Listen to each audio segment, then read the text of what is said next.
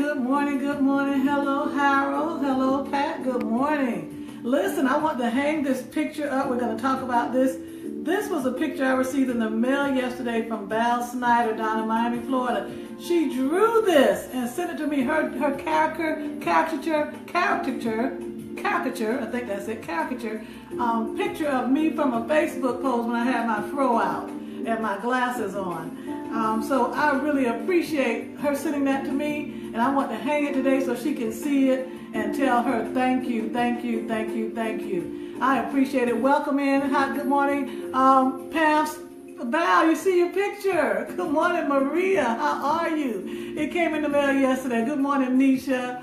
Oh, I appreciate you all so much today. I'm so grateful to the Lord for you joining us. And we're going to get right into the lesson with no further ado. It is Winning Wednesday. And yes, we have our Winning Wednesday line chimed in with us as well. Hi, good morning, Jam. How are you? And this is a great day to be alive. But this is the day that the Lord has made. We shall rejoice and be glad in it. If you don't know by now, I am your host, Rhonda Ferguson-Lewis, your spiritual and transformational impact coach. And I'm here today to let you know that we're fasting 28 days of fasting from wrong thoughts and wrong foods, because you are what you eat, spiritually and naturally. Good morning again, Lori. How are you? Good morning, Lanine. Thank you for joining us this morning.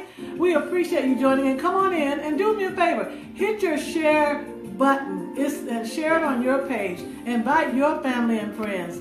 This is the midweek pick-me-up. This is Winning Wednesday. This is our motivational day. And we want to talk to you about a little engine who said, I think I can. Yes, we're going to go back to that childhood story and talk about I think I can. But again, if you're joining us and you want to know what is this beautiful picture behind me, a young lady that I'm now mentoring in Miami, Florida, saw my picture on Facebook when I had my fro out, and she drew this. She's just got back into her artistry, and this is her depiction of me from that picture holding that Holy Bible. And so I want to thank Val. If you all can show Val some love this morning and tell her thank you, thank you, thank you. She's doing such a great job, and I'm looking forward to doing some art gallery work with her down in Miami when she's ready to show off her work in a great way. So see what God can do. There's no I can't. That's the wrong thought. There's no I can't. You and I, we can do all things through Christ that strengthens us. Good morning, Kat. I just hit you up and laughed about your hummus joke on Facebook. Hummus is good for you, Kat. You got to start eating hummus instead of mayonnaise and mustard and ketchup. Start using it. Even have different flavors. So we're going to learn how to eat to live. And so you might not like hummus today, but it's good for the body, and it's definitely good for our health. So we want to thank you, Kat, for that comment. But next year, this time, I want to hear how you love hummus, all right? Listen, yesterday I got a lot of hits. Young people got mad that I said meat is not the only way you can get protein. I just debunked that sad analogy that all of us have been grew up with in school that said meat and dairy and all these different stair steps you had to take to be healthy. We found out yesterday that plant-based protein is just as good, even more better than meat protein. As a matter of fact, meat protein comes with fat, and fat is one of those elements that also makes us sick. We know that we learned yesterday that the caloric value comes from fat, comes from carbohydrates, which turn to sugar, and it comes from protein. But there's good and bad protein. Plant-based meals and plant-based diets give you that good protein. It's that good protein. And we learned yesterday that we were meant, according to Genesis 1:29, to eat the plants and the fruits. We're like omnivores, herbivores and omnivores. We were not meant to eat meat. I told us that we don't even have canines. Canines are for those animals to fight with. We're not supposed to be carnivorous. Meat is not good for us. It impacts our digestive system. It has a lot of toxins in it. And of course, in the end, it makes us sick and diseased. But we've grown up believing that if we don't have meat, we're not going to be healthy. Well, that's not true, because we also learned that when the Israelites were eating the right diet, that guess what? They were marked by God to at least live to 160 years old. And then when they start eating the food of the Egyptians and other cultures, You find in Psalms that their time on earth was marked at 70, which is 70 years. So they lost about 90 years because they started eating the wrong foods mixed in with the other cultures. You see, what God intended for us was different. He wanted all of us in the earth to have healthy lives. Healthy lives. He don't want us to live in a healthy state of being, spirit, soul, and body.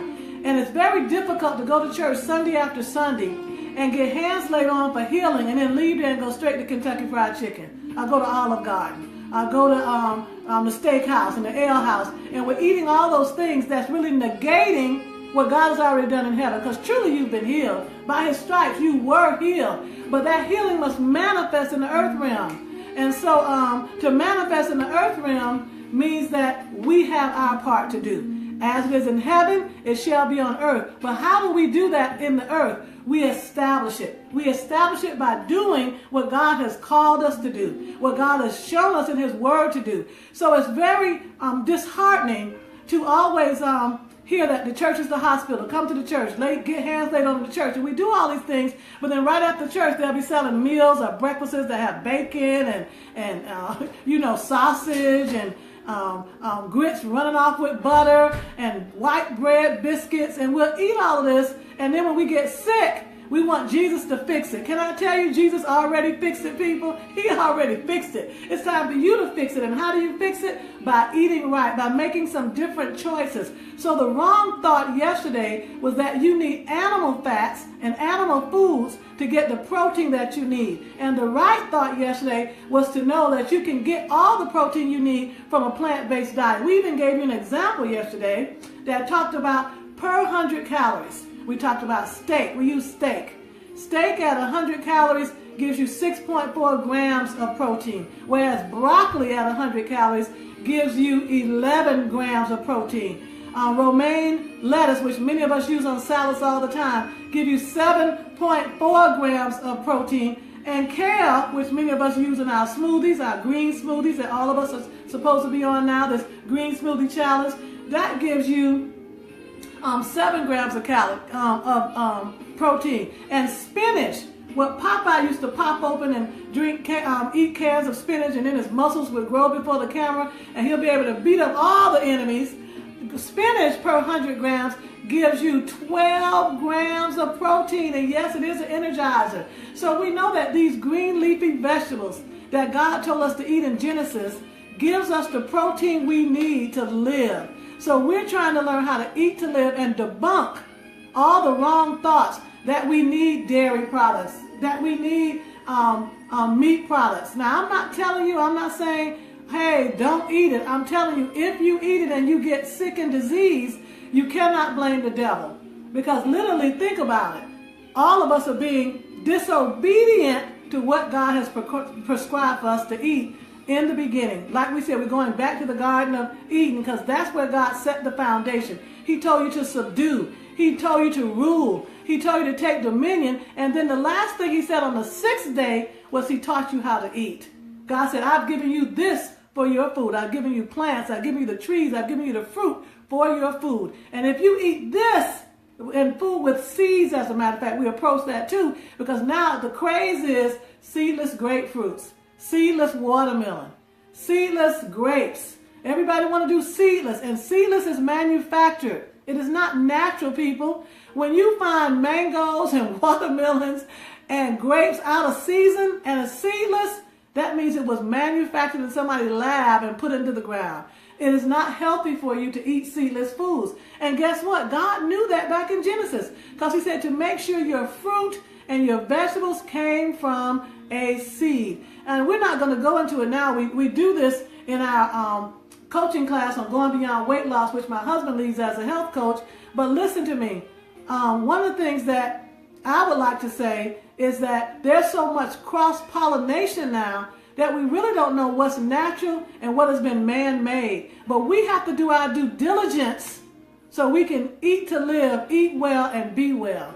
Eat well and be well. So during this 28 days, we're debunking some food myths, but we're also debunking some mindsets. Because if you don't change your mind, you don't change your inner image, you will never change your outer performance. And we need to change our outer performance. So I wanted to use a child's story today to talk about how we can get back to our scripture. I can do all things through Christ that strengthens me. We know there's some attitude adjustments we have to make. We know that there's some resolutions that we've made at the beginning of the year that are not so resolute. And so that takes a mind change. We need to have the mind of Christ. And how do we have the mind of Christ? We have to adapt daily to those things that he said, more than what our parents said, more than what our culture said, more than what our tradition says, more than what we even say. We have to adapt the word of God on all things, because everything is spiritual. Even your ability to eat right is spiritual, because it begins when you make a decision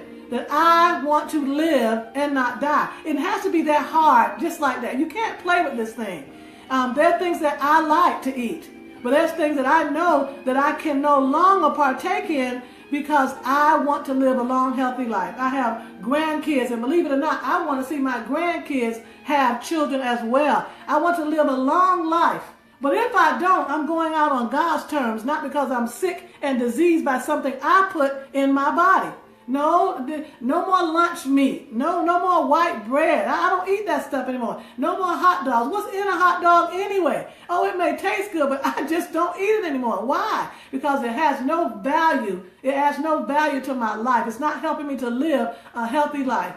But today when I make my green smoothie, today when I eat my salad, today if I eat any vegetarian or plant-based products, I know what I'm putting in my body was first prescribed in Genesis 1:29, and now I'm being obedient to God, and I'm doing what he told me to do, so now I shall live and not die and declare the works and the word of the Lord. So I'm here to bring you good news today. Because just like the little engine, you can too. I know you're saying, well, I've been eating this way a long time. I don't know if I could give up my Haagen-Dazs. I don't know if I could give up my chocolate candy. They have carob that's just as healthy. And you can add your natural sweetener to carob and come up with a chocolate milkshake and a chocolate cake that'll blow you away. Listen, if you ever hang out with a true vegan or a true vegetarian and go to the restaurants and cook some of the foods and look up some of those recipes, you'll be saying to yourself, why didn't I change a long time ago? Because you can eat healthy and you can be healthy. It's not just putting on the makeup and looking cosmetically well. No, we're engineered to be healthy, but there's some prerequisites. And we need to drink plenty of water. We need to eat right. We need to think right. We need to exercise. We need to get this body moving. So we're working out the weights, we're working on the weights, and we're working off the weights. That's our 3-point process here. We're working out the weights, all these negative things that we think, those addictive thoughts, those addictive behaviors, we're working those out. Those negative things that we eat, we're working those off of us. We're taking an action plan, and we're moving. We're going to walk. We're going to run. We're going to go to the gym. We're going to take stairs. We're going to put just a stepper on our phone app and monitor our steps every day. We're going to take time to start doing things besides sitting on the couch like a potato and watching TV all day. As a matter of fact, I encourage you to pull back from a lot of the TV watching, because those commercials are marketed to get you to buy those things that are not healthy for you, talk about illnesses that you start programming in your mind and believing, oh, I may have that. Oh, I may do that. And as soon as you touch and agree with anything, you have what you say. You're such a powerful creation. When God said it and it came to pass, what you say come to pass. Because by your words you're justified, and by your words you are condemned. So we have to watch what we say every day. And there was this little engine. Let me tell the story right quick, and we're going to close out today. This story came about in the 1930s, but it's been one of my all-time favorites, and I've shared this before on Winning Wednesday, but I thought to share it again today. There was an engine that broke down, and it was carrying some precious cargo that needed to go over the hill to the other side to a town where the children were waiting on these foods and these clothing and things that they needed, and the engine broke down. And so they were looking for other trains to carry them up across the mountain and to its destination. And a shiny new train came by, but this shiny new train said it couldn't pull the train. A big, strong train came by, and it was a freight train, and it couldn't pull the train. An old and experienced train came by, and it couldn't pull the train. And then this small little tiny train nobody ignored him, they ignored him, but he asked what was going on, and he volunteered to pull the train. He said, because it's so important to get this precious cargo to the children on the other side of the mountain, I'll try. Somebody say, I'll try. See, that's what we need to do. We need to recognize that while you're listening to this, there's people in your life, people in your family, people in your church, people on your job that needs to hear the good news. And what is the good news? That if they start eating right, if they can debunk some of the false thoughts and the false misnomers about themselves and about food, if they can fast from wrong thoughts and wrong foods themselves, they can start living a better life. And maybe you're like that little engine where you've never taken anything up a mountain and over to the other side. But can I tell you that you can do all things through Christ that strengthens you?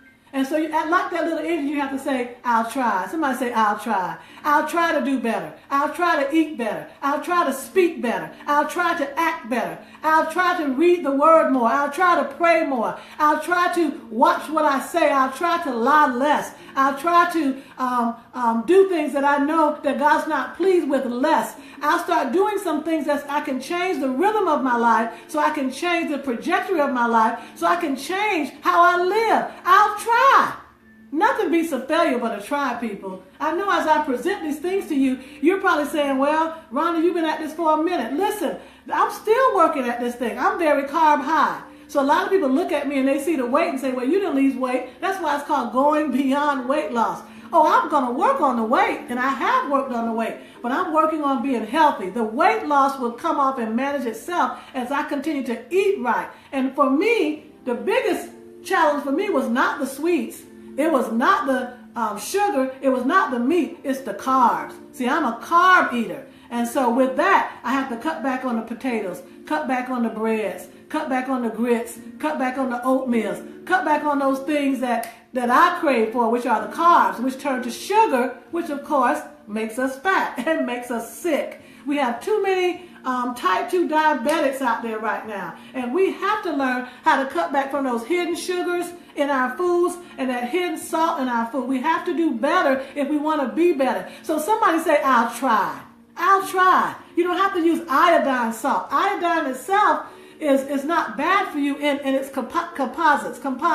But when it's processed and used as an iodized salt, it is not good for you. So you want to go for your sea salts. You want to use your pink salts, your Himalayan salts. You can still get that salty taste, but you can eat healthy. You can make substitutes that are more healthy for you. So say, I'll try. Say, I'll try to do my due diligence. I'll try to Google and find different ways I can eat. I'll try and find different meals that are more healthy. I'll try to look up things and educate myself so I'm not sick and diseased. Do you know that people every day are being cured from cancer just by what they eat? Being cured from lupus just by what they eat?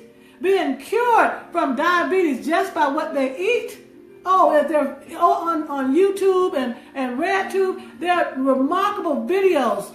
Forks Over Knives is one you might want to start with, where you can find out if I can just turn down some foods and start eating some other foods, man, I can start turning my life around.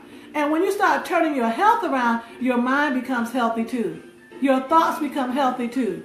Because we have to remember we can do all things through Christ that strengthens me. Well, that little engine hooked yourself up to that broken down engine. Sometimes you got to hook yourself up with people in your family, in your life that are sick and diseased, and you have to be the one to pull them over the mountain to the other side so they can live their lives healthy. But you have to be an example. You not only have to say, I'll try, but then you have to say, I think I can.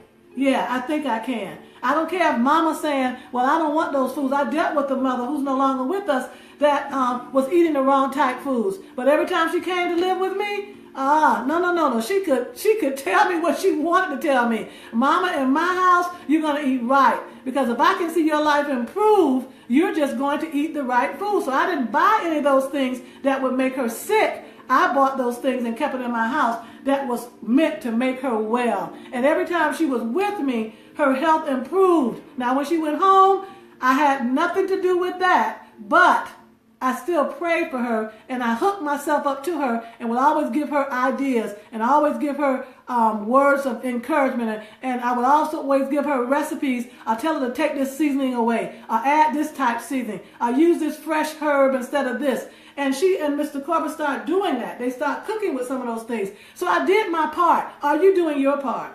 This is not just about you. We're here to change a culture. We're here to change one family at a time. We're here to change one community at a time. We're here to change you. And so first you have to say, I'll try. Then you can hook yourself up to other people. And now as you're pulling them along with you, now you need to say, I can. I think I can. I think I can. I think I can. And it was a struggle for him to get that cargo up across the hill, but he did it anyway. And when he got to the top of the hill, he coasted down and he got those foods and those clothing to the children on the other side of the mountain that needed it. Who's on the other side of the mountain waiting on you today? Who needs you to step up and start thinking right, eating right, being right, living right? Who's watching you? Are you a living epistle for anyone in your life? When they read you, can you model character? Can you model integrity? Can you model a spirit of excellence? Can you model Christ? Can you model a desire to want to live a long life, a healthy life? Can you say to yourself, I want to live in peace in my house. I don't want to cause distress. I don't want to argue anymore. So let me learn what I can do. Don't look at the other person. Let me learn what I can do. I'll try. I'll try. God, if you help me, I'll try. And then I'll get to the place where I think I can. And when I get there, you'll be able to say like the little engine who could. I thought I could. I thought I could. I thought I could. There are things I thought I never could change about me. And then I got a hold of his word and I allowed my will to become his will. Think about it. Jesus even knew his purpose. But there was a Garden of Gethsemane he had to go through where he struggled with his will. He told God, I'll try, but when it was time to do it, he struggled with it. And he had to get alone to himself. And he had to say, not my will, but your will be done. Sometimes we have to make our decisions not based on ourselves, but for the sake of other people. There are children in your household. There's a husband in your household. There's family in your household. There's people connected to you that need to live and not die. And if you can be that example and come up with a nevertheless, not my will, but your will be done, then let's go back to Genesis. Let's go back to the Garden of Eden. Let's go back to the beginning. Let's start eating right spiritually, and let's start eating right naturally.